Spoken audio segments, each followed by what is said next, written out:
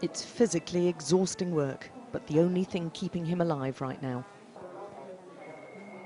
By vibrating his lungs, they're shifting the secretions, filling them up and sucking it out bit by bit.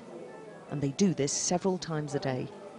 With every squeeze of the balloon, oxygen's pumped into his lungs through a ventilator whilst he's unconscious. What we're finding is they're needing sort of quite frequent, quite aggressive treatment to remove some of that stuff that's stuck on their lungs. After this, the machine will take over again until they next have to clear his lungs. We're just doing the best in a bad situation, really. He's a father and a husband. They're going to do everything they can to save him, but the odds are stacked against him. There's a horribly high death rate amongst COVID patients put on ventilators, so the medical teams here are trying a different tact. How is Donna? She's doing really well. She's recovering really, really well. Donna Wall's in the same ICU, but awake and able to talk to us. I needed help. I couldn't breathe down myself. It's very, really difficult. But I'm getting better now. I can feel it's working. You didn't go on a ventilator. You must have been worried about that prospect, I imagine. Yeah. Luckily, I've not had to. Just try not to panic. Do what they're telling me to do. To get, breathing back to normal. And it's been better. Why didn't you want to go on a ventilator? I didn't want to be out of it.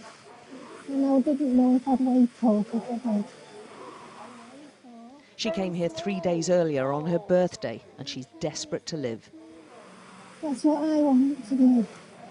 I want to get home for my children.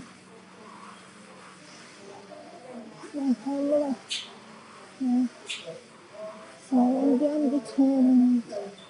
I don't want to be a statistic in this. I want to get home to my children. My family. She's made astonishing progress because of this, a black box normally used for sleep disorders, but modified by the medics here to do the job of a much more expensive CPAP device. So basically we've got two, because they're meant to be only used for kind of a 12-hour stint, so we swap them between 12-hour shifts just to make sure that battery's okay. It simply gives PEEP. So it gives that, and when the patient breathes out, it basically helps to keep their airways open. Those leaving intensive care who've also been on ventilators are rare. Peter Smith is the exception, only the second patient to leave the Warrington Hospital ICU in more than 5 weeks. Another incredible success for the ICU, and each one that leaves this area is celebrated wildly. The trick is keeping them away from ICU. Like in so many things in life, prevention is better than the cure. If we can keep them away from a ventilator, that's got to be good news, because as we said, they're so difficult to ventilate. The recovery rate for those who manage to stay off ventilators is far higher. Julia Cotter is a midwife and a single parent of 2. And I got worse and worse and worse. So I came in on Sunday in an ambulance, really unwell, felt terrible. I honestly didn't think I'd be going home. And they've been brilliant. They've been really brilliant. So my children have come to pick me up, and I just can't explain how it makes me feel. Oh. Days ago, she thought she wouldn't live. Now reunited with her children. Oh, amazing. Absolutely amazing. The hospital's ingenuity means others have been brought back from the brink too.